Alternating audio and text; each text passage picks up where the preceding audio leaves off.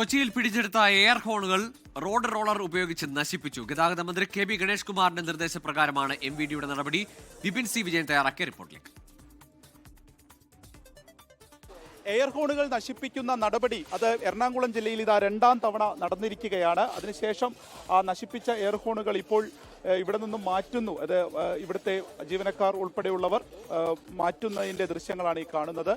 Road roller ഉപയോഗിച്ചായിരുന്നു ഇവ നശിപ്പിച്ചത്. ഒരു JCB വാഹനമായി ഒരു മണ്ണുമാന്തി യന്ത്രമായിരുന്നു. അതിൽ ഈ റോഡ് റോളറിന്റെ യന്ത്രങ്ങൾ ഘടിപ്പിച്ചായിരുന്നു ഇവ നശിപ്പിച്ചത്. ഗതാഗത മന്ത്രിയുടെ പ്രത്യേക നിർദ്ദേശപ്രകാരമാണ് പിടിച്ചെടുക്കുന്ന എയർ ഹോണുകൾ ഈ രീതിയിൽ തന്നെ റോഡ് റോളർ കയറ്റി അവ നശിപ്പിക്കണം, അത് മാധ്യമങ്ങളിൽ പ്രദർശിപ്പിക്കണം എന്നുള്ള നിർദ്ദേശമുണ്ടായിരുന്നു. അത് പാലിച്ചുകൊണ്ടാണ് ഇപ്പോൾ എറണാകുളം RTOയുടെ നേതൃത്വത്തിലുള്ള സംഘം ഇവിടെ കടവന്ത്രയിൽ വെച്ച് ഇവ നശിപ്പിച്ചിരിക്കുന്നത്. ഈ ആഴ്ച പിടിച്ചെടുത്ത 500ഓളം എയർ ഹോണുകളാണ് ഉണ്ടായിരുന്നത്. അതിലെ ഒരു 200ഓളം എയർ ഹോണുകളാണ് നശിപ്പിച്ചിരിക്കുന്നത്. ഇങ്ങനെ ഘട്ടം ഘട്ടമായിട്ടാണ് ഇവ ഈ രീതിയിൽ ഇല്ലായ്മ ചെയ്യുന്നത്. ഒപ്പം തന്നെ ഇതൊരു ബോധവൽക്കരണം കൂടിയാണ് ഉദ്ദേശിക്കുന്നത്.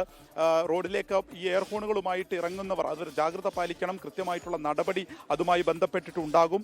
അല്ല അതിൽ ഒരു അതറിയാതെ പോകില്ല എന്നുള്ളത് തന്നെയാണ് ഇതുകൊണ്ട് ഉദ്ദേശിക്കുന്നത്. മന്ത്രിക്ക് തന്നെ ഈ എയർ ഹോണിൻ്റെ ഒരു ദുരനുഭവം ഉണ്ടായ പശ്ചാത്തലത്തിലാണ് ഒരു 1.5 ആഴ്ച മുൻപ് എയർ ഹോണുകളെല്ലാം തന്നെ പിടിച്ചെടുക്കണം എന്നുള്ള നിർദ്ദേശം സംസ്ഥാനത്തൊട്ടാകെ നൽകുകയും അതിൻ്റെ കാര്യങ്ങളിലേക്ക് മോട്ടോർ വാഹന വകുപ്പ് ഉദ്യോഗസ്ഥർ കടക്കുകയും ചെയ്തത്. മറ്റ് ദേശങ്ങളിൽ നിന്ന് വരുന്ന വാഹനങ്ങളിലാണ് കൂടുതലായിട്ടും എയർ ഹോണുകൾ ഉപയോഗിക്കുന്നത് എന്നുള്ളതാണ് ഇപ്പോൾ ഈ MVD ഉദ്യോഗസ്ഥർ തന്നെ നമ്മോട് പറയുന്നത്.